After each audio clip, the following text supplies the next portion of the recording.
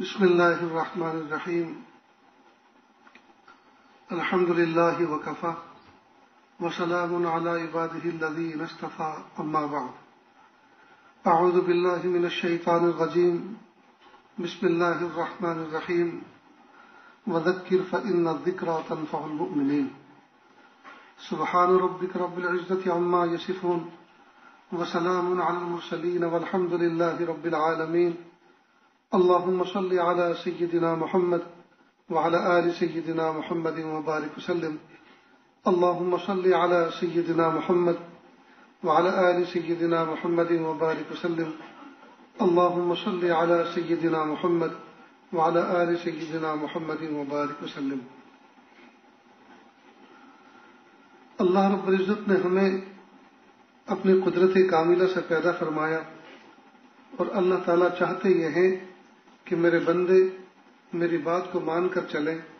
میں نے جو بندوں کی اصلاح کے لیے اور اپنے قرب کے لیے جو راستے بتائے ہیں، جو نظام بنایا ہے، اس نظام کے تحت زندگی گزاریں. پیارے آقا صلی اللہ علیہ وسلم انسانوں کی ہدایت کے لیے دنیا میں بھیجے گئے اور اپنا کام پورا کر کے راہ ہدایت بتا کر دنیا سے تشریف لے گئے. محبوب صلی اللہ علیہ وسلم کی حیات طیبہ میں ہمارے لیے بہترین نمونہ ہے. آقا صلی اللہ علیہ وسلم نے ہمیں زندگی گزارنے کے جو ہنٹس دیے ہیں اور جو راستے بتائے ہیں، اگر ہم ان پر غور کریں اور ان کو مضبوطی سے تھام لیں، پکڑ لیں اور ان پر چلیں تو انشاءاللہ دنیا میں کبھی بھی ناکام نہیں ہو سکتے. محبوب صلی اللہ علیہ وسلم کو بتایا وہ طریقہ ناکامی کی طرف کبھی لے کے جا ہی نہیں سکتا.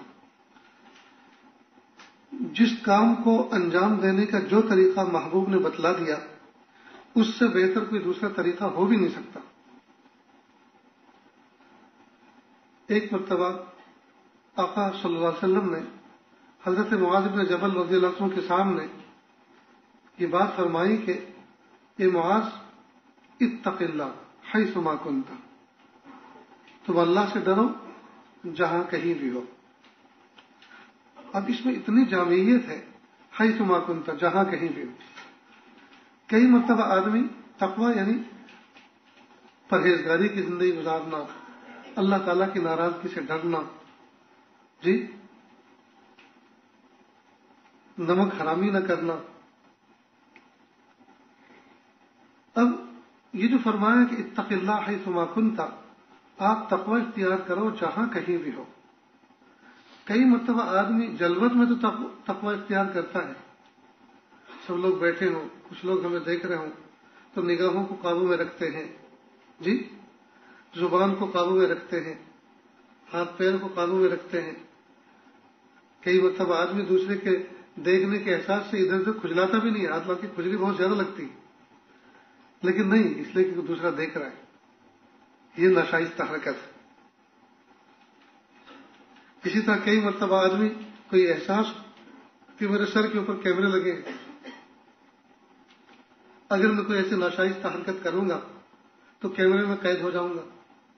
تو آدمی باوجود یہ کہ کئی مرتبہ بہت سے تقاضے ہوتے ہیں آدمی، لیکن ان تقاضوں کو نظر انداز کر دیتا ہے، اس لیے کہ میں انڈر واچ ہوں، مجھے کوئی دیکھ رہا ہے، میں زیر نگرانی ہوں. تو آقا صلی اللہ علیہ وسلم نے فرمایا معاذ بن جبل رضی اللہ عنہ سے، اتق اللہ حیث ما کنت، تم اللہ سے ڈرتے رہو جہاں کہیں بھی تم ہو. یعنی جلوت میں ہو تو بھی، خلوت میں ہو تو بھی. کئی مرتبہ آدمی دوسروں کے سامنے ہوتا ہے تو نگاہوں کو قابو میں رکھتا ہے، زبان کو قابو میں رکھتا ہے، ہاتھ پیر کو قابو میں رکھتا ہے، لیکن جو کوئی سامنے نہ ہو، تنہا ہو، تو آدمی پھر اس کی رعایت نہیں کرتا کہ کوئی مجھے دیکھ رہا ہے. اسے اس بات کا یقین ہوتا ہے کہ مجھے کوئی نہیں دیکھ رہا، تو وہ چاہے جیسے اٹھ پٹان حرکت کرتا ہے. تو محبوب کیا فرما رہے ہیں؟ کوئی تمہیں دیکھے یا نہ دیکھے، چاہے تم جلوت میں ہو چاہے خلوت میں ہو. اسی طرح کئی مرتبہ آدمی استاد کے سامنے متقی بنا ہوتا ہے، اپنے پیر و مرشد کے سامنے متقی بنا ہوتا ہے، ماں باپ کے سامنے متقی بنا ہوتا ہے، اپنے بیٹوں کے سامنے بیٹیوں کے سامنے متقی بنا ہوتا ہے، اور جب یہ چیزیں سامنے نہیں ہوتی تو پھر آدمی شیطان کو شرما دینے والے کاموں کا ارتکاب کرتا ہے. یعنی ہم جلوت کے پارسا اور خلوت کے پاپی بن جاتے ہیں. کمال یہ ہے کہ آدمی سب کے سامنے بھی درست و سست رہے، اور جب کوئی نہ ہو اس وقت بھی اپنے آپ کو درست و سست رکھے. اس لیے کہ جب کوئی نہیں دیکھتا تو ایک ذات ہے جو دیکھتی ہے، جس کو ہم اپنا رب کہتے ہیں، جس کو اللہ کہتے ہیں. کوئی نہیں ہے، اللہ تو ہے. اللہ اکبر کبیر. تو ہم جلوت میں بھی اور خلوت میں بھی بہر صورت تقوی اختیار کریں، اللہ سے ڈریں. اور یہ کیا ہوا کہ مخلوق سے ڈر لیے. مخلوق ہمارا کیا بگاڑ لی؟ مخلوق کے سامنے ہم پاکیزہ بن گئے، نیک بن گئے. مخلوق ہمیں کیا دے دے گی؟ جی، مخلوق ہمیں کیا دے گی؟ ہم بھوکے ہیں، ہم پیاسے ہیں، اور مخلوق کے سامنے ہم ایسا ریئیکٹ کر رہے ہیں کہ ہم متقی ہیں، ہم پرہیزگار ہیں. جی، تو یہ مخلوق ہمیں ایک وقت کا کھانا کھلا دے یا پیاسے کو پانی پلا دے کہ نہیں؟ اپنے اپنے کام میں لگے ہیں سب. تو مخلوق کو دکھانے کا کیا فائدہ؟ مخلوق کو دکھا کے تقوی اختیار کرنے کا کیا فائدہ؟ اصل تو یہ ہے کہ خالق میرا دیکھ رہا ہے، میرا رب مجھے دیکھ رہا ہے. وہ میرے دل کے دھڑکنوں سے بھی واقف ہے، اور رات کی تاریکی سے بھی واقف ہے، دن کے اجالے سے بھی واقف ہے. وہ میرے ظاہر و باطن ہر چیز پر باخبر ہے. یعلم خائنۃ الاعین وما تخفی الصدور. وہ دل کی دھڑکنوں سے بھی واقف ہے اور نگاہوں کی خیانت سے بھی واقف ہے. تو پیارے آقا صلی اللہ علیہ وسلم نے کتنا پیارا اصول بیان فرما دیا. اتق اللہ حیثما کنت. جلوت ہو یا خلوت ہو، اپنوں میں ہو یا پرایوں میں ہو، جی، آپ کے معتقد ہو یا غیر معتقد ہو، اپنے وطن میں ہو یا اجنبی علاقے میں ہو. کئی مرتبہ نوجوان بچے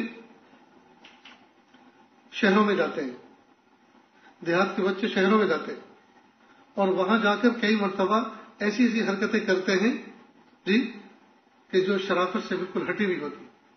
اور کیوں کرتے ہیں؟ وہ جانتے ہیں کہ علاقے میں تو کوئی دیکھنے والا نہیں، یہاں تو کوئی دیکھنے والا نہیں، کوئی پہچاننے والا نہیں. یہاں جس کبھی پردیس جاتا ہے اور یہاں وطن کے لوگ کچھ وہاں ملتے ہیں اور نوجوان بچے ہوتے ہیں، تو ہم ان میں یہ نصیحت کرتے ہیں کہ پیارے بچوں، دیکھو، وطن سے دور آپ رزق حلال کمانے کے لیے، 2 پیسے کمانے کے لیے آئے ہیں، لیکن وطن سے دور کئی مرتبہ سدھرنے سے زیادہ بگڑنے کے مواقع ہوتے ہیں. اس لیے کہ وطن میں ہوتے ہیں تو ماں باپ کا ڈر، رشتہ داروں کا ڈر، دوست احباب کا خوف، یہ سب چیزیں ہوتی ہیں جو آدمی کو سدھار کر رکھتی ہیں. لیکن جب آدمی پردیس پہنچ جاتا ہے تو کوئی پہچاننے والا نہیں، کوئی دیکھنے والا نہیں، کوئی روک ٹوک کرنے والا نہیں، پاس میں پیسے ہیں، فل ٹائم ہے، تو آدمی انجوائے کرتا ہے اور کئی مرتبہ گناہوں کی کام کرتا ہے. تو وطن سے دور سدھرنے سے زیادہ بگڑنے کے مواقع رہتے ہیں، اس لیے بہت احتیاط کی ضرورت. تو کئی مرتبہ نوجوان بچے گناہ کرنے کے لیے، ناشائستہ حرکت انجام دینے کے لیے وہ اپنے وطن سے دوری اختیار کرتے ہیں، دوسرے شہروں میں جاتے ہیں، اور کئی مرتبہ وہاں ٹوپی پہننے والا ٹوپی اتار دیتا ہے، کرتا پہننے والا کرتا نکال دیتا ہے جی، اور فلمیں دیکھتے ہیں اور آوارہ گردی کرتے ہیں. کیوں؟ اس لیے کہ کوئی دیکھنے والا نہیں. جیسے ماں باپ کے بارے میں کسی نے کہا کہ جس کا تھا ڈر وہ نہیں ہے گھر، اب جو چاہے کر. کئی مرتبہ ماں باپ گھر میں نہیں ہوتے تو بچے طوفان بدتمیزی کرتے ہیں کہ جس کا تھا ڈر وہ نہیں ہے گھر، جو چاہے کر. یہ حال ہے. تو آقا صلی اللہ علیہ وسلم نے ہمیں ایک اصول، ایک پرنسپل دے دیا، ایک اصول دے دیا. اتق اللہ حیثما کنت. اللہ سے ڈرو تم جہاں کہیں بھی ہو. اس لیے کہ تم تنہائی میں ہو، اللہ تمہیں وہاں بھی دیکھ رہا ہے. تم جلوت میں ہو، اللہ تمہیں وہاں بھی دیکھ رہا ہے. تم جو لوگوں کے ڈر سے بچے ہوئے ہو، اس سے زیادہ ڈر تو اس بات کا پیدا کرنا ہے کہ یہ لوگ دیکھیں نہ دیکھیں، اور ان کے دیکھنے سے میرا کیا بگڑنے والا ہے. اصل تو اللہ کی ذات مجھے دیکھ رہی ہے. اب عجیب بات ہے، 2 آنکھ والوں کا تو ڈر رکھتے ہیں جی، اور ایک کمزور سے انسان کا تو ڈر رکھتے ہیں، اور خالق کائنات رب کائنات کا ڈر ہم اپنے دل کے اندر پیدا نہیں کرتے. کتنی افسوس کی بات ہے دوستو. تو آقا صلی اللہ علیہ وسلم نے اتنا پیارا اصول بتلا دیا، اتق اللہ حیث ما کنت، تم اللہ سے ڈرو تم جہاں کہیں بھی ہو، جہاں کہیں بھی. اللہ اکبر. مبارک نام کا ایک شخص تھا، مبارک نام کا ایک شخص تھا، ایک باغ کا مالی تھا. ایک مرتبہ باغ کا مالک وہاں سے گزر رہا تھا. باغ میں آیا اور کہا کہ بھئی مبارک، مجھے آپ کوئی پھل کا جوس دو، مجھے پیاس لگ رہی. اس نے ایک درخت سے انار توڑا اور اپنے ہاتھوں کے شکنجے میں یوں کر کے دبایا، گلاس بھر دیا، پلایا. تو جیسے انہوں نے پیا تو تھوڑا سا بکبکا سا لگا. تو کہا مبارک تم اتنا زمانہ ہو گیا میری یہاں خدمت کرتے کرتے، باغ کی باغبانی کرتے کرتے، تمہیں ابھی تک یہ شعور نہیں ہے کہ کون سے درخت کا کیا مزاج ہے؟ اچھے سے درخت کا پھل لے کر آؤ، میں کبھی کبھی یہاں آتا ہوں. تو اس نے بڑی معذرت کے ساتھ یہ بات کہی کہ جناب آپ نے مجھے باغ کا مالی بنایا ہے، اللہ جانتا ہے آج تک میں نے کسی درخت کا پھل نہیں کھایا، نہ گرا ہوا اٹھایا نہ توڑ کے کھایا. میں اس باغ کا نگراں ہوں، میں پھل کھانے کے لیے یہاں نہیں آیا. مالک کو بڑا تعجب ہوا کہ گرے پڑے پھل تو کوئی بھی کھا لیتا ہے، بلکہ جو آدمی خدمت کرتا ہے یہ تو عرف ہے کہ وہ پھلوں کے ٹیسٹ لیتا ہی رہتا ہے، ذائقہ چکھتا ہی رہتا ہے. تو اس کو اس کے تقوی پر، اس کی احتیاط پر بڑا رشک آیا. تو کہا مبارک ایسا کرو، تمہارے نیچے جو ہاتھ کے نیچے کام کرنے والے ہیں اپنی ذمہ داری ان کو دو اور آپ چلو میرے گھر. آج تک تم نے میری خدمت کی، آج کے بعد بس اللہ کی یاد میں رہنا. ان کو اٹھایا باغ میں سے اور لے گیا اپنے گھر کے یارڈ میں. بڑا سا گھر تھا، بڑی باؤنڈری تھی، وہاں پیون ہاؤس بنے ہوئے تھے. اس میں کسی ایک مکان کے اندر اس کو رہنے کا آرڈر کر دیا. یہ وہاں رہنے لگا، بس اللہ اللہ کرتا، اللہ کی عبادت میں وہ گزارتا. جب کبھی مالک بلاتا تو پہنچتا. ایک مرتبہ مالک وہاں جیسے گھر میں آیا یارڈ میں، تو مالک کی عادت تھی کہ پہلے وہ مبارک سے ملتا، اس کے بعد اپنے گھر میں جاتا، کیونکہ اس کے تقوی سے اتنا متاثر ہوا، اس کی عبادت و ریاضت سے اتنا متاثر ہوا کہ وہ پہلے حضوری حاضری یہاں دیتا، اس کے بعد اپنے بیوی بچوں کے پاس جاتا. تو ایک مرتبہ مالک گھر میں آیا، مالک اپنے یارڈ میں آیا اور مبارک کی جھپڑی کی طرف پہنچا اور چہرے کے اوپر عجیب تفکرات تھے. تو مبارک نے پوچھا کیا بات ہے، چہرہ کچھ متفکر لگ رہا ہے. کہا میری ایک بچی ہے حور پری اور اس کے نہ جانے کتنے پیغامات آ رہے ہیں، لیکن میں فیصلہ نہیں کر پا رہا کہ میں اس بچی کا رشتہ کس کے ساتھ کروں. تو مبارک نے کہا بیٹھیے، پانی وانی پیش کیا ہوگا اور کہا کہ دیکھو یہود نے مال کو پسند کیا، نصارہ نے جمال کو پسند کیا، اور اللہ کے محبوب صلی اللہ علیہ وسلم نے اپنی امت کے لیے دین کو پسند کیا ہے. لہذا جتنے بھی پیغامات آپ آ رہے ہیں، آپ ان تمام پیغاموں کو سامنے رکھ کر اس بات کو طے کرو کہ اس میں سے دیندار کون ہے. تو مسئلہ آپ کے لیے بہت آسان ہے، بس یہ بات کہنا تھا کہ اس کی تو بانچیں کھل گئی. بڑا خوش ہوا، کہا بس بس میرا مسئلہ آپ نے حل کر دیا. اب گیا گھر میں، بیوی نے دیکھا کہ بالکل بڑے حساس بچاس گھر میں آئے ہیں، تو کہا کہ مبارک نے میرا ایک پریشانی کا مسئلہ حل کر دیا. اب وہ کیا؟ مبارک کے سامنے جو میری بچی کے رشتے آ رہے ہیں، وہ میں نے رشتے سے متعلق ایک مشورہ اس کے سامنے رکھا تو یہ بات کہی. تو اس نے کہا کہ آپ یہ دیکھو جتنے پیغامات خطبے آ رہے ہیں، آپ یہ مل بیٹھ کر طے کرو کہ اس میں دیندار کون ہے. اگر دیندار ہوگا تو انشاءاللہ آپ کی بیٹی کبھی پریشان نہیں ہوگی، سکون کے ساتھ نکاح ہو جائے. تو بیوی نے یہ بات سنی تو سننے کے بعد عجیب بات کہی مبارک سے. کہا تمہیں یہ اپنے مالک سے کہ یہ مبارک تمہیں کم نیک نظر آ رہا ہے, کم دیندار نظر آ رہا ہے. بس ایک دم اس کا ماتھا ٹھنکا, پیشانی پہ ہاتھ مارا, کہہ رہے اس طرف تو کبھی توجہ گئی نہیں کہ مبارک بھی تو بالکل ینگ ہے, مبارک بھی تو بالکل ینگ ہے اور دیندار ہے. اس کے تقوی کی وجہ سے تو میں باغ میں سے اٹھا کے یہاں لے کر آیا ہوں, اس کی احتیاط کی وجہ سے میں یہاں تک لے کر آیا ہوں. اس سے بڑھ کر مجھے اور کیا دولت مل سکتی ہے. چنانچہ واپس پلٹ کر آیا اور کہا مبارک ایک بات کہوں کہ جی کہو, کہ میں آپ کو اپنا بیٹا بنانا چاہتا ہوں. یعنی کنایا تھا, اشارہ تھا کہ میں اپنا داماد بنانا چاہتا ہوں. یقیناً ان کی گردن جھکی ہوگی, اللہ سے متوجہ ہوئے ہوں گے.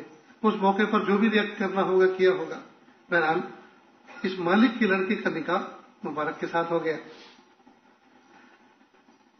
کل تک باپ کے اندر مزدوری کرتے تھے جی, اور تقوی کی برکت سے, احتیاط کی برکت سے جی, پرہیزگاری کی برکت سے اللہ پاک نے باپ سے اٹھایا, یاڑ میں پہنچا دیا, اور اب اللہ پاک نے یاڑ کی حدود سے 9 دنوں کی حدود سے نکالا اور اللہ پاک نے اپنے خاندان کے زمرے میں شامل فرما دیا. جی جو بندہ پرہیزگاری کی زندگی گزارتا ہے اللہ پاک اس کو ایسے اٹھاتے ہیں. پھر کیا ہے, ایک بیٹا پیدا ہوا, ایک بیٹا پیدا ہوا, اس کا نام رکھا عبداللہ. اور یہ آگے چل کر اللہ پاک نے ایسا مقام عطا فرمایا کہ امام بخاری کے مشائخ میں ان کا شمار ہوتا ہے, عبداللہ ابن مبارک. اللہ اکبر. دیکھیے دوستو, ایک آدمی تقوی اختیار کرتا ہے, پاکیزگی اختیار کرتا ہے, اللہ پاک اس کی نسلوں میں جی اس کا صبر اللہ تعالیٰ ظاہر فرماتے ہیں. تو محبوب صلی اللہ علیہ وسلم نے فرمایا اتق اللہ حیث ما کنت, تم تقوی اختیار کرو جہاں کہیں بھی ہو. یہ تقوی آپ کا اختیار کرنا تمہیں ضائع نہیں کرے گا, ضائع نہیں کرے گا. دنیا میں بھی کامیاب ہو جائیں گے اور آخرت میں بھی کامیاب ہو جائیں گے. اس لیے دوستو اللہ سے یہ دولت مانگو. یہ رمضان تو آئے ہی تقوی کے لیے, رمضان تو آئے ہم پرہیزگار بنانے کے لیے. اس میں پرہیزگاری نہ ملے, اس میں تقوی نہ ملے تو پھر ملے گا کہاں. تو ہم جلوت میں پارسائی کا اظہار کرتے ہیں, جلوت میں اپنی نگاہوں کی حفاظت کرتے ہیں, جلوت میں کھانے پینے میں ہم خیال رکھتے ہیں, جلوت میں ہم اپنی زبان کو قابو میں رکھتے ہیں جی, لیکن خلوت میں ہم اس کے بالکل خلاف کرتے ہیں. محبوب فرما رہے ہیں نہیں نہیں, جیسے جلوت میں ایسے ہی خلوت میں, جیسے استاد کے سامنے ایسے ہی ماں باپ کے سامنے, جیسے ماں باپ کے سامنے ایسے ہی شاگردوں کے سامنے, اور جیسے شاگردوں کے سامنے ایسے ہی عوام الناس کے سامنے. کئی مرتبہ ماں باپ کے سامنے بچہ اپنی نگاہوں کو قابو میں رکھتا ہے, ہاتھ پیر کو درست رکھتا ہے, شور شرابہ ہنگامہ نہیں کرتا, لیکن جہاں ماں باپ نہیں ہوتے پھر وہ طوفان بدتمیزی کرتا ہے کہ دنیا دیکھتی رہ جاتی. استاد کے سامنے, شیخ و مرشد کے سامنے بالکل سارے زاویے درست کر کے رکھتا ہے, اور جب کبھی استاد و پیر و مرشد اپنے مقام پہ نہ ہو, درسگاہ میں نہ ہو, پھر دیکھو کیسا طوفان بدتمیزی کرتے ہیں. معلوم ہوا درنگی نکالیں اور یک رنگی اپنی زندگی میں پیدا کریں, یک رنگی پیدا کریں. تو اللہ تعالیٰ سے یہ ہم جی ٹکا کے مانگے, میرے پیارے اللہ ظاہر و باطن کا تقوی عطا فرما دیجیے, جلوت و خلوت کا تقوی عطا فرما دیجیے. اللہ اپنے اور بیگانوں میں کہ اللہ تقوی عطا فرما. ہر صورت میں ہم آپ کی ذات کا تقوی حاصل کر کے رہیں, پرہیزگاری کی صفت کے ساتھ ہم رہیں. اللہ ایسی ہمیں شان اور توفیق عطا فرمائے. تو ایک نصیحت تو معاذ بن جبل رضی اللہ تعالیٰ کے سامنے محبوب صلی اللہ علیہ وسلم نے یہ فرمائی اتق اللہ حیث ما کنت, آپ اللہ سے ڈرو جہاں کہیں بھی ہو. اور دوسری بات یہ فرمائی وَأَتْبِعِ السَّيِّئَةَ الْحَسَنَةَ تَمْحُوهَا, گناہ کرنا نہیں ہے, لیکن اگر گناہ ہو جائے تو فوراً کوئی نیکی کر لو, وہ نیکی اس گناہ کے اثر کو ختم کر دیتی. آپ نے دیکھا ہوگا کہ استاذ تختہ سیاہ لے کر بیٹھتا ہے درسگاہ کے اندر, white board, green board, black board, اب تو بورڈ کی بہت ساری قسمیں ہو گئی. پہلے تو صرف تختہ سیاہ ہوا کرتا تھا, اب تختہ سیاہ نہیں, اب تو گورا بھی تختہ آ گیا. افریقہ ہمارا جانا ہوا، وہاں اکثر کالی چائے پیتے ہیں، تو کہا حضرت کالی؟ میں کہ نہیں، گوری، دودھ والی دو۔ تو تختہ سیاہ، یہ جو بلیک بورڈ ہے، یہ بلیک جو ہے مستقل ایک گالی بن گیا ہے، نسل پرستی کا ایک بہت زمانے تک چلتا رہا، آج بھی افریقہ کے اندر، اس علاقے کے اندر، یورپ میں آج بھی ہے، کالے گورے میں فرق کیا جاتا ہے۔ تو کچھ لوگوں نے اس کالے پن کو ختم کرنے کا کہا کہ کلاسوں میں سے بلیک بورڈ بھی نکالو، اس لیے کہ جب بھی اس کو بولیں گے بلیک بورڈ پہ جاؤ، بلیک بورڈ پہ لکھو، یہ دیکھو بلیک بورڈ پہ کیا، تو ایک بلیک بورڈ کا تلفظ کئی مرتبہ ہوتا ہے دن میں، تو یہ بلیک چونکہ گالی بن چکا ہے، لہذا یہ گالی ہمیں نہیں دینی، اب اس بورڈ کو نکالو اور اس کی جگہ وائٹ بورڈ رکھو۔ تو کہیں گرین بورڈ آ گیا، کہیں وائٹ بورڈ آ گیا۔ بہرحال جب آدمی تختہ سیاہ پر کوئی حرف غلط لکھ دیتا ہے تو اس کو مٹاتا ہے، تو جو کپڑا جس سے مٹاتا ہے، جس کو عام طور پہ ڈسٹر کہتے ہیں جی، تو وہ استاد ساتھ میں کیوں رکھتا ہے؟ تاکہ حرف غلط کو مٹا دے۔ ٹھیک اسی طرح جب انسان سے کوئی غلطی ہو جائے، یعنی گناہ ہو جائے، تو فوراً کوئی نہ کوئی نیکی کر لینی چاہیے۔ وہ نیکی ایسی ہے جیسے ڈسٹر تختہ سیاہ سے حرف غلط کو مٹا دیتا ہے، اسی طرح سے یہ نیکی گناہ کو ختم کر دیتی، گناہ کو ختم کر دیتی، اس کے اثرات بد کو ختم کر دیتی۔ اور عام طور پر جو بندہ نیکی کرتا ہے اس کے پیچھے ایک جذبہ ندامت بھی ہوتا ہے، ہائے میں نے اللہ کی اتنی بڑی نافرمانی کر دی۔ نیکی یہ اللہ کی محبت کے جذبے سے تو کی جاتی ہے، اور گناہ یہ اللہ کی نافرمانی تو ہوتی ہے۔ تو جب کوئی بندہ گناہ کے بعد نیکی کرتا ہے تو اس میں جذبہ ندامت بھی ہوتا ہے اور اللہ کی محبت بھی ہوتی ہے، اور جب دونوں چیزیں ملتی ہیں اس کے اثرات کس کے؟ جو گناہ کے اثرات تھے وہ کل عدم ہو جاتے ہیں، ختم ہو جاتے ہیں۔ فرمایا وَأَتْبِعِ السَّيِّئَةَ الْحَسَنَةَ تَمْحُوهَا، جب کوئی آپ سے گناہ ہو جائے، گناہ کرنا نہیں ہے لیکن اگر گناہ ہو جائے فوراً کوئی نیکی کر لیں، چاہے سبحان اللہ پڑھ لیں، چاہے الحمدللہ پڑھ لیں، چاہے اللہ اکبر پڑھ لیں، چاہے لا الہ الا اللہ محمد رسول اللہ صلی اللہ علیہ وسلم پڑھیں۔ یہ کلمہ اتنی بڑی طاقت رکھتا ہے کہ جب کوئی کافر و مشرک جب سچے دل سے صدق دل سے کلمہ پڑھتا ہے تو اللہ تعالیٰ کفر جیسا گناہ اس کا مٹا دیتے ہیں۔ تو یہ جو ہم روزمرہ کے روٹین کے صغیرہ گناہ ہوتے ہیں، یہ تو اس کے مقابلے میں کیا حیثیت رکھتے ہیں؟ جب کفر جیسا گناہ کلمہ پڑھنے پہ مٹ جاتا ہے تو عام گناہ یہ صغیرہ کیوں نہیں مٹیں گے بھائی؟ اس لیے کلمے کا تلفظ کر لیں سچے دل کے ساتھ، لا الہ الا اللہ محمد رسول اللہ صلی اللہ علیہ وسلم۔ اور محبوب صلی اللہ علیہ وسلم نے ایک جگہ فرمایا الاسلام یہدم بما کان قبلہ، اسلام لانے سے پہلے جو آدمی نے گناہ قصور کر رکھے ہیں اس کو مٹا دیتا ہے۔ ایک صحابی اللہ کے محبوب صلی اللہ علیہ وسلم کے سامنے آئے اور انہوں نے کہا، انہوں نے اپنا واقعہ سنانا شروع کیا کہ میں اتنا بڑا پاپی، اتنا بڑا مجرم ہوں، میرے یہاں ایک بیٹی پیدا ہوئی، مکہ مکرمہ میرے یہاں ایک بیٹی پیدا ہوئی، بیٹی پیدا ہو گئی۔ ہمارے معاشرے کے اندر بیٹی کا پیدا ہونا بہت بڑا آر سمجھا جاتا تھا۔ اب وہ بچی بڑی ہوئی، دودھ اس کو چھڑا دیا گیا، اب وہ اتنی پیاری، اتنی حسین تھی، تو وہ اتنے پیارے انداز سے گفتگو کرتی تھی کہ میرا دل اس پر تھا، ہر وقت آنکھوں میں سمائی رہتی تھی۔ ایک مرتبہ جب وہ بات بھی کرنے لگی اور پیار کے انداز سے میرے سامنے پیش آنے لگی، ایک مرتبہ میں نے اس کو زندہ دفن کرنے کا سوچ لیا اور میں کدال اور پھاوڑا لے کر اس علاقے میں گیا جہاں زندہ درگور کیا کرتے تھے، اور میں نے کھڈا کھودنا شروع کیا، کھودتا رہا۔ اب وہ بچی میرے سے بات کر رہی ہے، میں اس کی باتوں کا جواب بھی دے رہا ہوں، اور وہ اتنے پیار بھرے انداز سے کہہ رہی ہے کہ ابو تمہیں پسینہ آ رہا ہے، تم پریشان ہو رہے ہو، تم کیوں یہ کھڈا کھود رہے ہو؟ اور جب میں آخری اپنا کام پورا کر چکا، زور سے میں نے اس کا ہاتھ پکڑا اور جھٹکا دے کے گڈھے کے اندر گرا دیا، اور پھر میں نے اس کو مٹی ڈالنی شروع کی۔ اب وہ چلاتی رہی، مجھے پیار بھرے انداز سے کہتی رہی ابو میرے اوپر مٹی پڑ رہی ہے، میری آنکھوں میں مٹی پڑ رہی ہے، اور وہ روتی رہی اور چیختی رہی، یہاں تک کہ میں نے پورا گڑھا مٹی سے بھر دیا، اس کی آخری چیخ بھی ختم ہو گئی۔ جب اس شخص نے اللہ کے محبوب صلی اللہ علیہ وسلم کے سامنے یہ بات کہی تو محبوب صلی اللہ علیہ وسلم خود رو پڑے، محبوب صلی اللہ علیہ وسلم خود رو پڑے۔ اور پھر کہا اللہ کے محبوب صلی اللہ علیہ وسلم پھر سناؤ، پھر پورا واقعہ سنایا۔ اب وہ پوچھتے ہیں کہ کیا یہ گناہ میرا اسلام لانے کے بعد ختم ہو سکتا ہے؟ اللہ کے محبوب صلی اللہ علیہ وسلم فرمایا الاسلام یہدم بما کان قبلہ، اسلام ایسی دولت ہے، ایمان لانا ایسی دولت ہے کہ اللہ تعالیٰ پچھلے سارے گناہوں کو معاف فرما دیتے ہیں۔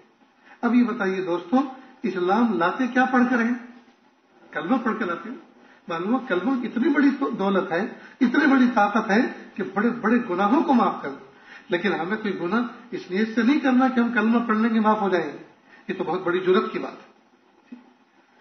تو معلوم ہوا کہ کلمہ پڑھنے سے اللہ تعالیٰ گناہوں کو معاف فرماتے ہیں، کوئی بھی نیک عمل کرنے سے اللہ تعالیٰ گناہوں کو معاف فرماتے ہیں، وضو کر لینے سے صغیرہ گناہ معاف ہو جاتے ہیں، دو نمازوں کے درمیان نمازوں کا اہتمام بندہ کرتا ہے، دو نمازوں کے درمیان صغیرہ گناہ معاف ہو جاتے ہیں۔ تو محبوب فرما رہے ہیں فَأَتْبِعِ السَّيِّئَةَ الْحَسَنَةَ تَمْحُوهَا، آپ گناہ کے بعد کوئی نہ کوئی نیکی کر لیں تاکہ اس نیکی کی برکت سے وہ گناہ مٹ جائے۔ اور تیسری بات فرمائی وَخَالِقِ النَّاسَ بِخُلْقٍ حَسَنٍ، لوگوں کے ساتھ حسن سلوک کے ساتھ پیش آؤ۔ دیکھیے کتنی پیاری ترتیب، ایک تو انسان کو متقی بننے کی نصیحت فرمائی کہ جہاں کہیں بھی ہو تقوی کے ساتھ رہو، تو اللہ کی رحمت اس کی دل کی طرف متوجہ رہے گی، اللہ اس کو مقام بلند عطا فرمائیں گے۔ پھر فرمایا کہ انسان ہے، بشر ہے، کئی مرتبہ بھول ہو جاتی ہے، انسان ہے ہی خطا و نسیان کا پتلا، کئی مرتبہ یہ اس بات کو بھول جاتا ہے میرا رب مجھے دیکھ رہا ہے، کئی مرتبہ ایسی حرکت کر بیٹھتا ہے جو ناشائستہ ہوتی ہے، تو اس کا حل بتا دیا کہ آپ فوراً کوئی نہ کوئی نیکی کر لیں تاکہ گناہ کا اثر ختم ہو جائے۔ پھر چونکہ جس معاشرے میں انسان رہتا ہے یہ اکیلا ہی نہیں ہے، اس کے ساتھ دائیں بائیں بھی ہیں، اس کے پڑوسی بھی ہیں، اس کے رشتہ دار بھی ہیں، اس کے خونی رشتہ دار بھی ہیں، اس کے خاندانی رشتہ دار بھی ہیں پھر یہ جس معاشرے میں، جس محلے میں، جس ادارے کے اندر رہتا ہے وہاں اس کے ملنے جلنے والے بھی ہیں، جس پردیش میں رہتا ہے وہاں پردیسی اس کے دوست احباب بھی ہیں، کام کاج کرنے والے بھی ہیں۔ اور ظاہری بات ہے ان لوگوں کے درمیان میں یہ عزت کیسے پائے، یہ عزت کیسے پائے، باعزت کیسے رہے؟ فرمایا وَخَالِقِ النَّاسَ بِخُلْقٍ حَسَنٍ، آپ لوگوں کے ساتھ خندہ پیشانی کے ساتھ اچھے اخلاق کے ساتھ پیش آیا کرو تو لوگوں کے دلوں پہ حکومت کرو گے، لوگوں کے دلوں پہ حکومت کرو گے۔ آپ دیکھیے آپ جتنے بھی یہاں بیٹھے ہوئے ہیں کسی نہ کسی درسگاہ سے نکل کر آئے، کسی درسگاہ میں پڑھ کر آئے تو ہر درسگاہ کے اندر کچھ نہ کچھ ایسے سعادت مند بچے ہوتے تھے جو اپنے ساتھیوں کی خدمت کرتے تھے، اپنے اساتذہ کی خدمت کرتے تھے، اور سب کے دلوں پہ انہوں نے ایک چھاپ بٹھا رکھی تھا کہ نہیں؟ تو وہ جو حسن اخلاق سے پیش آنے کا مزاج تھا، اس مزاج کی وجہ سے ان کی محبت دل میں تھی نا، یہ اسی مزاج کی وجہ سے لگا کہ محتم سے نیچے خدام تک اس کو محبت کی نظر سے دیکھتے کہ نہیں؟ اس کے اندر اللہ پاک نے حسن خلق کی دولت رکھی تھی، وہ خندہ پیشانی سے ملتا تھا، وہ لوگوں کی خدمت کرتا تھا، گیرے پڑوں کو اٹھاتا تھا، راہ بھٹکوں کو راہ دکھاتا تھا۔ تو یہ حسن اخلاق انسان کو معاشرے کے اندر باعزت بنا دیتا۔ تو اللہ کی نظر میں بندہ باعزت بن رہا ہے تقوی کو اختیار کر کے، تقوی اختیار کر کے اللہ کی رحمت کو اپنی طرف متوجہ کر رہا ہے۔ اور اگر بھولی بسری کوئی اس سے کوئی غلطی سرزد ہو بھی جاتی ہے تو نیکی فوراً کرتا ہے تاکہ وہ نیکی بدل بن جائے اس معصیت کا، گناہ کا۔ اور چونکہ کچھ دن زندگی گزارنی ہے دنیا میں، اور جتنے دن گزارنے ہیں وہ موج و مستی کے ساتھ اللہ پاک نے تشکر کے ساتھ زندگی گزارنے کے لیے حکم دیا۔ یہ نہیں کہ ہر وقت روتا دھوتا رہے، پریشان رہے، بلکہ جس معاشرے میں رہے عزت کے ساتھ رہے، اللہ کی نعمتوں کے ساتھ انجوائے کرے۔ تو یہ زندگی مرنجہ مرنج بنانے کے لیے اللہ کے محبوب صلی اللہ علیہ وسلم نے اتنا بہترین گن ہمیں دیا، وَخَالِقِ النَّاسَ بِخُلْقٍ حَسَنٍ۔ خلق حسن کے ساتھ آپ زندگی گزارو، اپنے تو اپنے پرائے بھی تمہارے دیوانے ہو جائیں گے، اپنے تو اپنے پرائے بھی تمہارے دیوانے ہو جائیں گے۔ بہت سے لوگ ایسے ہوتے ہیں سماج میں سیوا کرنے والے، معاشرے کے اندر کچھ کام کرنے والے بھلائی کا، کہ ہر کس و ناقص کی زبان پر ان کا نام ہوتا ہے، اپنے پرائے سب ان سے محبت کی نظر سے دیکھتے ہیں، ہم جن علاقوں میں رہتے ہیں کچھ نہ کچھ ایسے افراد ہوتے ہیں نا، سب آدمی ان کو محبت کے تذکرے کرتے ہیں. کیوں کرتے ہیں؟ ان کے اخلاق کی وجہ سے، ان کے کردار کی وجہ سے. وہ لوگوں سے جھگڑے نہیں کرتے، وہ لوگوں سے بیجا منہ نہیں مارتے، وہ گالی گلوچ نہیں کرتے، وہ بیجا پنگا نہیں لیتے. وہ حکمتوں کے ساتھ، محبتوں کے ساتھ پیش آتے ہیں، خندہ پیشانی کے ساتھ پیش آتے ہیں. وہ دکھ درد میں لوگوں کے کام آتے ہیں.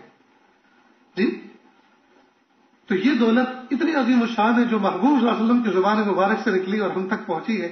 وخالق الناس بخلق حسن، لوگوں کے ساتھ حسن اخلاق کے ساتھ پیش آؤ. میں نے کئی دفعہ یہ بات سنائی آپ کے سامنے. بمبئی کے اندر ایک نیک دل شخص ہیں، وہ فرماتے ہیں کہ ایک مرتبہ میں ایک دکان کے پاس سے گزر رہا تھا، نماز کا وقت ہو رہا تھا. نوجوان بچہ ایک دکان کا مالک تھا، چلانے والا تھا. میں نے اس سے کہا بیٹا اذان ہو چکی ہے اور جماعت میں 5 منٹ باقی ہے اور میں جا رہا ہوں نماز کی.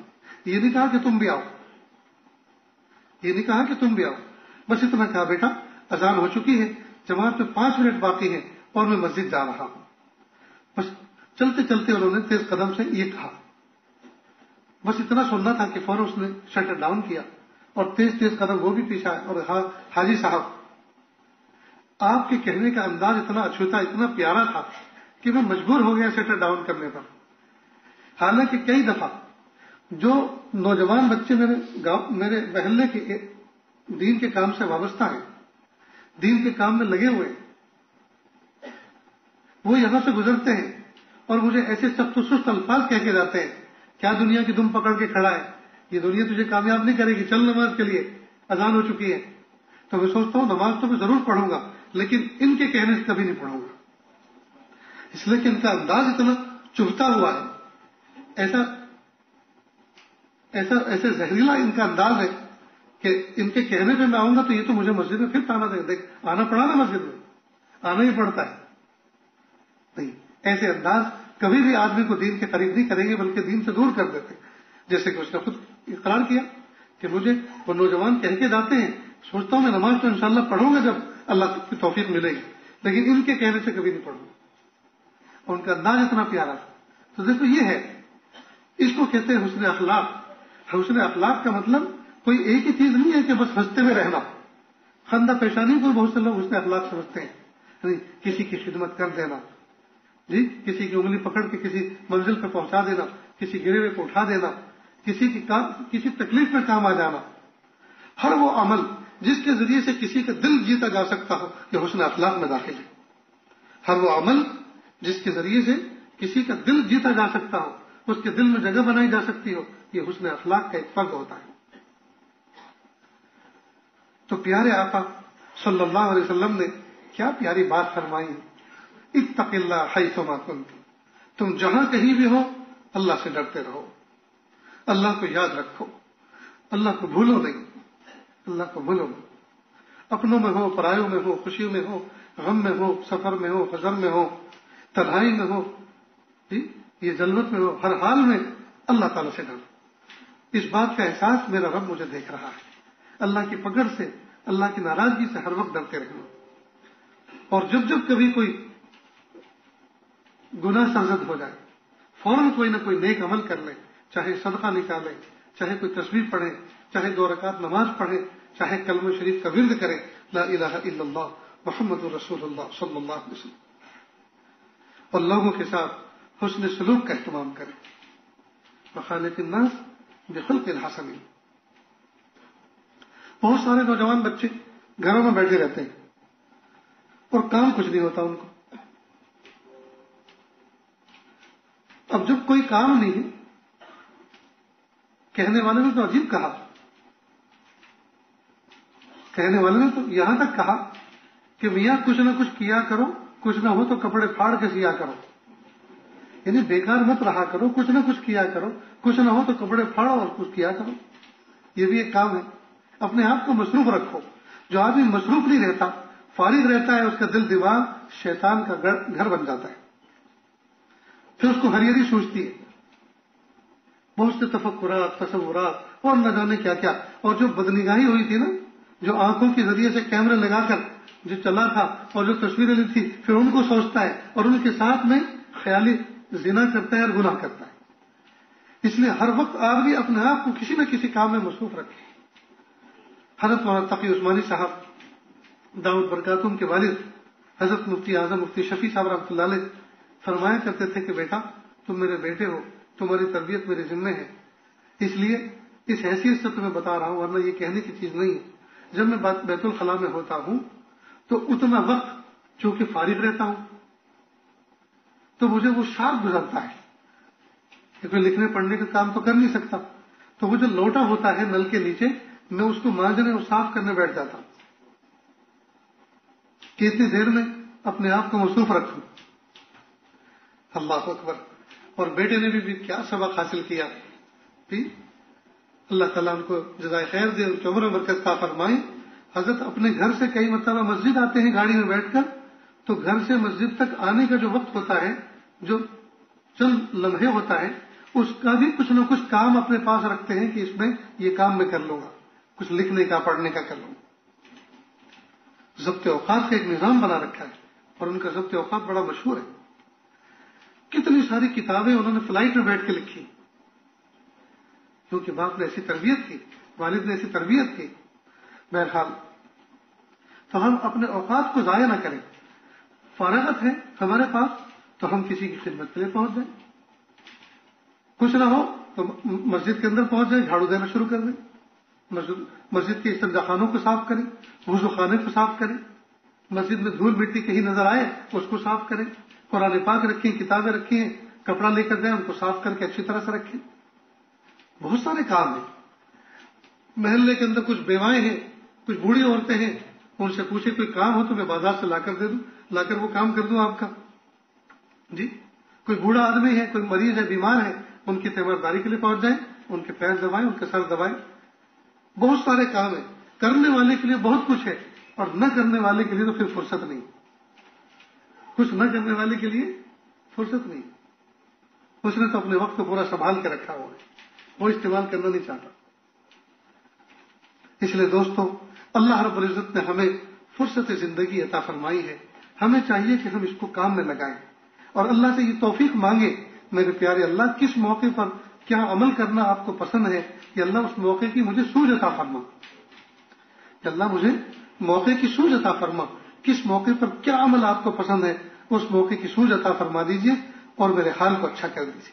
اللہ تعالیٰ سے دعا ہے, اللہ تعالیٰ کہنے سننے سے زیادہ عمل کی توفیق عطا فرمائے. وآخر دعوانا ان الحمد للہ رب العالمین. بہت سے احباب تنہائی میں آ کر کہتے ہیں کہ ہمیں بیت ہونا ہے, توبہ طائب ہو کر زندگی گزارنی ہے, تو یہ عاجز توبہ کے کلمات پڑھاتا ہے, میرے پیچھے پیچھے پڑھتے چلے. بسم اللہ الرحمن الرحیم.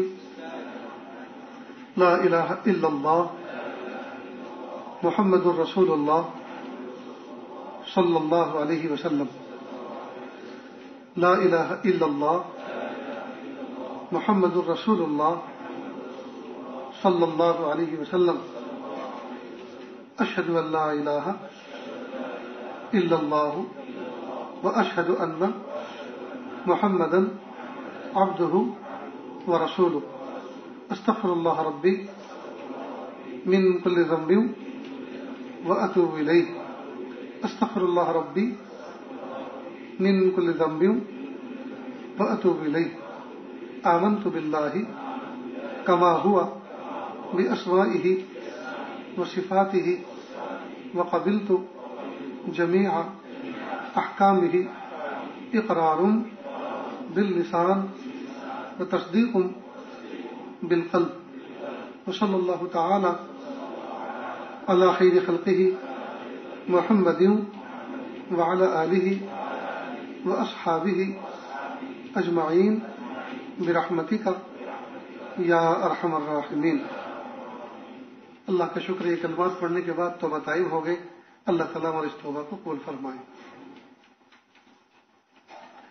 آج ایک نوجوان نے تنہائی میں آ کر کمال کی بات کہی, کہا کہ مجھے بیعت کر لیجئے. میں نے کہا بیٹا میں عصر کے بعد بیعت کرنے والا ہوں. کہا میں تو جانے والا ہوں. میں نے کہا آپ کب سے آئے ہیں؟ کہا میں پہلے دن سے آیا ہوں. میں نے کہا پھر پرسوں کلمات پڑھائے تھے, آپ نے پڑھے تھے؟ کہا نہیں پڑھے. میں نے کیوں نہیں پڑھے؟ کہ میں نے نیت ہی نہیں کی، کلمات تو پڑھے لیکن میں نے بیعت ہونے کی نیت نہیں کی. میں نے سوچا کہ میں تنہائی میں خصوصی بیعت کروں. میں نے کہا غضب کر دیا تم نے. یہ ایک نئی قسم معلوم ہوئی بیعت کی کہ اجتماعی طور پر کلمات مت پڑھو تو اس میں نیت مت کرو. یہ کتنا شیطان کا کتنا بڑا دھوکہ ہے دوستوں، کتنا بڑا دھوکہ ہے کہ نہیں تنہائی میں ہاتھ دے کر خصوصی بیعت کریں. یہ بھی شیطان کا ایک دھوکہ ہے جی، نفس کا دھوکہ. اللہ تعالیٰ بھی ان دھوکوں سے بچائے اور اللہ تعالیٰ ہمیں فہم عطا فرمائے. ظاہر بات ہے کہ جب آدمی اجتماعی طور پر کلمات پڑھائے گئے، کلمہ پڑھ لیا، توبہ کر لی، پچھلے گناہ سارے کے سارے معاف ہو گئے. اب 2 دن کے بعد آ رہا ہے کہ اس وقت میں نے کلمات کی نیت نہیں کی تھی، تو اتنے دن تو گیا معصیت میں گزارے، اسی کیفیت کے ساتھ گزارے، اس لیے کہ اس وقت نیت ہی نہیں کی کہ میں پاک ہو جاؤں، اس وقت نیت ہی نہیں کی کہ میرے گناہ معاف ہو جائیں. تو جب نیت نہیں کی تو اتنے دن جو ہے ناپاکی کے ساتھ گزرے ہوئے، ایک بوجھ کے ساتھ گزرے ہیں. کتنی بری بات ہے دوست جی. نفس و شیطان ہمیں دھوکوں میں ڈالتا ہے، ہم دھوکے کھاتے ہیں. یہ دھوکے کھلتے ہیں کسی کی صحبت میں بیٹھ کر. اللہ تعالیٰ ہمارے سامنے ہمارے نفس کے دھوکوں کو کھول دے. اللہ ہلکے پھلکے معاملات ہم کو سمجھ لیں. ایک تسبیح استغفار کی، ایک درود شریف کی، ایک تیسرے کلمے کی صبح شام پڑھیں. نمازوں کا اہتمام کریں سنتوں کے اہتمام کے ساتھ. نیز جو زندگی کی نمازیں باقی ہیں یومیہ اپنی نمازوں کے ساتھ ایک نماز زندگی کی وہ بھی قضا کر لیا کریں اور حساب کر لیں، اس کا استحضار کر کے سوچ کر کے تقریباً کتنی نمازیں میری ضائع ہوئی ہیں، کتنی نمازیں میں نے چھوڑی ہیں، کتنی نمازیں مجھ سے قضا ہوئی ہیں. ان تمام کا ایک جو ہے نظام بنا لیں، ایک ڈائری میں لکھ لیں اور ہر روز کی ایک نماز کے ساتھ اس نماز کو ادا کریں اور ٹک کر لیں اس کو. اسی طرح جو حقوق العباد ہیں، مثلا کسی کا لے رکھا ہے، کسی کا چھپا رکھا ہے، دبا رکھا ہے، چھین رکھا ہے، چوری کر رکھا ہے، اس کو ادا کرنے کی فکر کریں. تو حقوق اللہ اور حقوق العباد کی ادا کرنے کی فکر میں رہیں. نیز اپنی ذات سے کسی کو تکلیف نہ دیں اور انٹرنیٹ کے فتنوں سے، سیل فون کے فتنوں سے اپنے آپ کو بچا کے رکھیں. دوست یہ بھی ایک بہت ضروری ہو گیا ہے کہ ہم اپنے مذاکروں کے اندر اپنی باتوں میں اس بات کو لائیں کہ انٹرنیٹ کے فتنے سے اپنے آپ کو بچائیں، موبائل سیل فون کے فتنوں سے اپنے آپ کو بچائیں. اللہ ہم سب کی حفاظت فرمائے. دعا سے پہلے تھوڑی سی دیر کے لیے ذکر قلبی کر لیں. آنکھوں کو بند کر لیں، سر کو جھکا لیں. دنیا اور دنیا میں جو کچھ ہے اس سے ہٹ کے اللہ کی یاد میں ڈوب جائیں. نیت کریں اللہ کی رحمت آ رہی ہے، میرے دل میں سما رہی ہے، میرے دل سے گناہوں کی ظلمت و سیاہی دور ہو رہی ہے. میرا دل کہہ رہا ہے اللہ اللہ اللہ.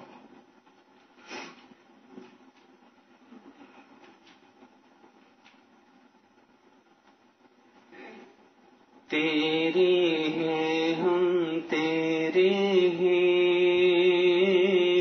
جیسے بھی ہیں تیرے ہیں. تیرے ہیں ہم تیرے ہیں، جیسے بھی ہیں تیرے ہیں. دامن جذب کھیرے ہیں، جیسے بھی ہیں تیرے ہیں. کوئی نہ اپنا مہربان، تیرے بن ہم جائیں کہاں. اللہ کوئی نہ اپنا مہربان، تیرے بن ہم جائیں کہاں. تیرے در پہ ڈیرے ہیں، تیرے در پہ ڈیرے ہیں، جیسے بھی ہیں تیرے ہیں. دامن جذب کھیرے ہیں، جیسے بھی ہیں تیرے ہیں. روز قیامت سرخ رو، جب ہوں گے ہم روبرو. روز قیامت سرخ رو، اللہ جب ہوں گے ہم روبرو. کہہ دینا یہ میرے ہیں، کہہ دینا یہ میرے ہیں، جیسے بھی ہیں تیرے یہ میرے ہیں جیسے بھی ہیں تیرے ہیں. آپ علیم ہیں آپ حکیم آپ رحیم ہیں آپ رؤوف. آپ علیم ہیں آپ حکیم آپ رؤوف ہیں آپ رحیم. تیرے نام سنہرے ہیں تیرے نام سنہرے ہیں جیسے بھی ہیں تیرے ہیں. تیرے ہیں ہم تیرے ہیں جیسے بھی ہیں تیرے ہیں. دامن عجز بکھیرے ہیں جیسے بھی ہیں تیرے ہیں. لا الہ الا اللہ. سبحان الملک الاعلی الوہاب. ہاتھ اٹھا لیجیے دعا کر لیں. بسم اللہ الرحمن الرحیم. لا احصی ثناء علیک انت کما اثنیت علی نفسک رب اغفر وارحم وانت خیر الراحمین. حسبی اللہ لا الہ الا ہو علیہ توکلت وہو رب العرش العظیم. اللہ جی ہم ظاہر میں آپ کے بندے حقیقت میں نہایت گندے. اللہ ہمارے دلوں کی گندگی کو دور فرما. ہمیں اپنی بندگی کا سلیقہ عطا فرما. شرمندگی والے کاموں سے ہماری حفاظت فرما. برے دن سے بری بات سے بری رات سے برے انجام سے ہماری حفاظت فرما. سوء خاتمہ سے ہماری حفاظت فرما. میرے پیارے رب آپ کے گھر کی چوکھٹ کو پکڑ کے بیٹھے ہوئے ہیں. دور دراز سے مہمان چل کر آئے ہیں. مشرق و مغرب سے شمال و جنوب سے چل کر آئے ہیں. اللہ بوڑھے بھی ہیں جوان بھی ہیں. میرے پیارے رب ہم آپ کے سامنے ہاتھوں کا پیالہ بنا کر بھیک مانگ رہے ہیں. اللہ اپنی رضا دے دیجیے. اللہ اپنی محبت دے دیجیے. اللہ اپنی معرفت دے دیجیے. اللہ اپنا قرب دے دیجیے. اللہ اپنی ولایت دے دیجیے. میرے پیارے اللہ ڈر لگتا ہے کہیں آپ یہ نہ کہہ دیں او بے وقوفو تمہیں شرم آنی چاہیے تم مجھ سے کیا کیا مانگ رہے ہو. تمہارے اعمال بھی ایسے تھے. میرے پیارے رب بڑے ادب کے ساتھ آپ کے سامنے عرض کریں گے. اللہ جی آپ ہی نے تو فرمایا ادعونی استجب لکم مجھ سے مانگو میں تمہیں دوں گا. میرے پیارے اللہ آپ نے مطلق فرمایا یہ بھی فرمایا متقیوں مانگو تو دوں گا گنہگاروں مانگو تو نہیں دوں گا. میرے پیارے اللہ آپ نے تقسیم تو نہیں فرمائی آپ نے تو عام فرمایا ہے. اللہ جی اسی عموم کو سامنے رکھتے ہوئے اللہ جی ہم آپ سے جرات کر رہے ہیں مانگ رہے ہیں. پیارے اللہ اپنی محبت دے دیجیے اپنی معرفت دے دیجیے اپنا قرب دے دیجیے اپنی ولایت دے دیجیے مقام احسان دے دیجیے مقام احسان کا کامل احساس دے دیجیے. میرے پیارے رب دے دیجیے. رب کریم دے دیجیے رب کریم دے دیجیے. ہم نے مانا کہ ہم ان نعمتوں کے قابل نہیں ہیں لیکن نااہلوں کو اہل بنانا بھی تو آپ ہی کا کام ہے. اللہ اہل بنا کر دے دیجیے. اللہ اہل بنا کر دے دیجیے. ایک بچہ اپنے باپ کا پیارا ہو اپنے باپ سے وہ موٹر سائیکل مانگے اور اس کو چلانی نہ آتی ہو تو باپ اس کو دلاتا ہے اور دلانے کے بعد پہلے اس کو چلانا سکھاتا ہے اس کے بعد اس کی چابی اس کے حوالے کرتا ہے. میرے پیارے اللہ دنیا کا ابا بچے کو پہلے سکھاتا ہے کسی قابل بناتا ہے اس کے بعد اس چیز کو اس کے حوالے کرتا ہے. میرے پیارے اللہ آپ ہمارے ربا ہیں آپ ہمارے ربا ہیں. اللہ ہمیں کسی قابل بنا دیجیے. اللہ ہمیں کسی قابل بنا دیجیے. اللہ عافیت کے ساتھ بنا دیجیے. اللہ عافیت کے ساتھ بنا دیجیے. کہ اللہ اپنا قرب دے دیجیے اپنی ولایت دے دیجیے مقام احسان دے دیجیے مقام احسان کا کامل احساس دے دیجیے. اللہ ہم سب کو ایسا بنا دیجیے ہم آپ کو پسند آ جائیں. اللہ عرب اور عجم میں آگ لگی ہوئی ہے اللہ ترس کھا لیجیے. کہ اللہ امت کے حال پر رحم کر دیجیے. کہ اللہ امت کو عزت دے دیجیے. اللہ امت کو عزت رفتہ دے دیجیے عظمت رفتہ دے دیجیے شان رفتہ دے دیجیے شوکت رفتہ دے دیجیے خلافت رفتہ دے دیجیے. اللہ انسانوں کو کیا ہو گیا کہ اللہ انسان کیوں انسانیت کے ساتھ زندہ نہیں رہتے کیوں ایک دوسرے کے گلا کاٹنے کے در پر ہے کیوں ایک دوسرے کو نیچا دکھانے کے در پر ہے. میرے پیارے اللہ انسانوں میں انسانیت کا سبق اجاگر کر دیجیے. کہ اللہ انسانوں میں کہ اللہ میل محبت پیدا فرما دیجیے.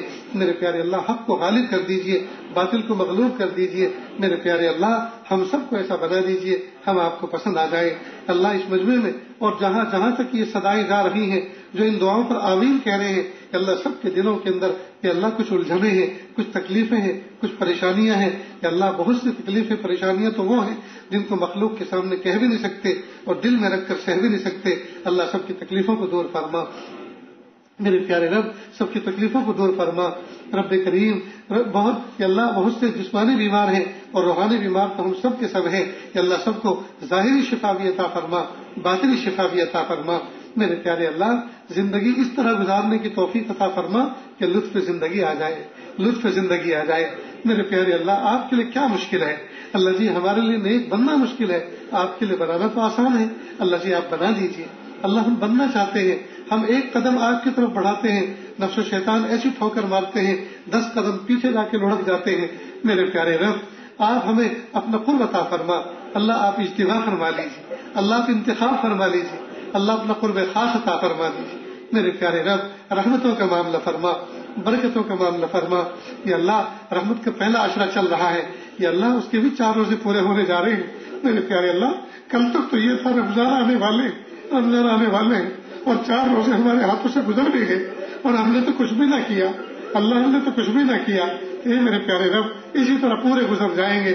اللہ بقیہ روزوں میں کچھ کرنے کی توفیق عطا فرما, بقیہ دنوں میں کچھ کرنے کی توفیق عطا فرما. میرے پیارے اللہ ہماری دعاؤں کو اللہ ہمارے دوست احباب کے حق میں قبول فرما, پوری امت کے حق میں قبول فرما.